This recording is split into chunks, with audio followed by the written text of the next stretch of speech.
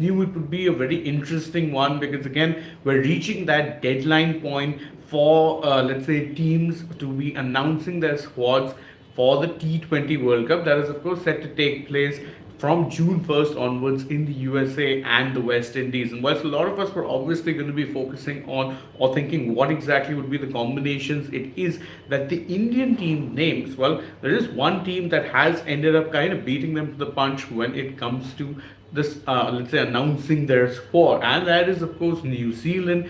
And New Zealand have named what I would say is a pretty experienced, interesting looking squad.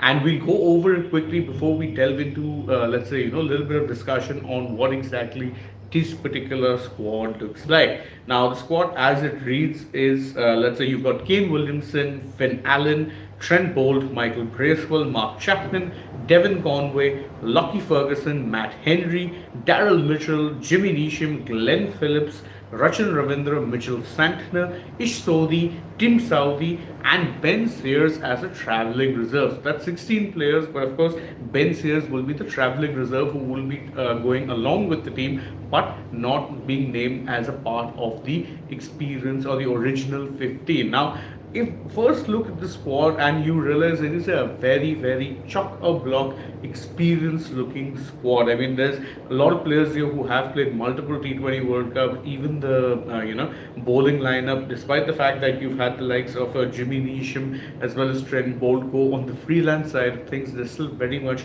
part of the scheme here as well in this particular T20 World Cup squad. So both of them are there. There's of course Kane Williamson leading them, no surprise.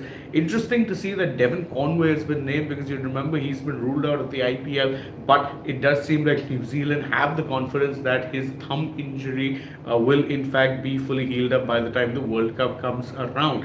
And if you're looking at other notable names, well, then there's two players really whose names are notable in it for the simple reason that it is their first T20 World Cup. There's Rachin Ravindra, of course, and there is, of course, a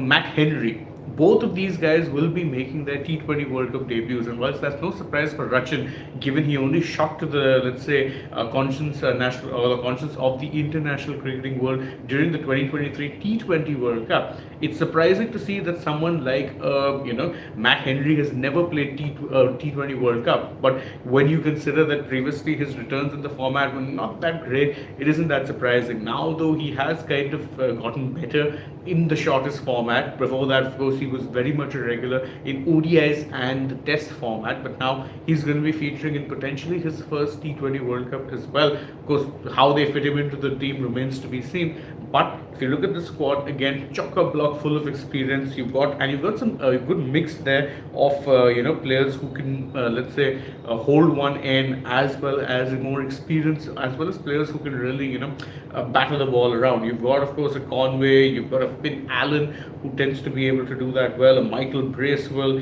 you've got a Mark Chapman, of course you've got a Glenn Phillips, a Mitch Santner. All of these guys are pretty good batters. I'd say Jimmy Neesham falls in the underrated category in this particular format as well. In the bowling, well, bears a pretty familiar look. Yes, you've got your Saudis, your Bolts, your Ish Sodhis, your Lockie Fergusons, all of these guys there again. And one thing you always have to remember with New Zealand is that come what may, they will be punching above their weight. They're one of those teams that always tend to do much better in ICC tournaments than we would ordinarily be thinking about how it is that the squad looks. You'll look at the squad and be like, okay, it's a good squad, not a great squad. But one thing they tend to do very well is punch above their weight and actually outperform. They perform as a unit. They're like the sum is greater than the whole of their parts. So definitely a very interesting squad, and of course stay tuned, plenty more other teams will be putting out their squad sooner rather than later, including of course India, and we'll get to know what theirs looks like in a couple of days potentially. So stay tuned. We on Sports Today will bring you the latest on all of those squads, whether it be announcing them, doing a little bit of analysis, all of that stuff. You know what it is to expect from us.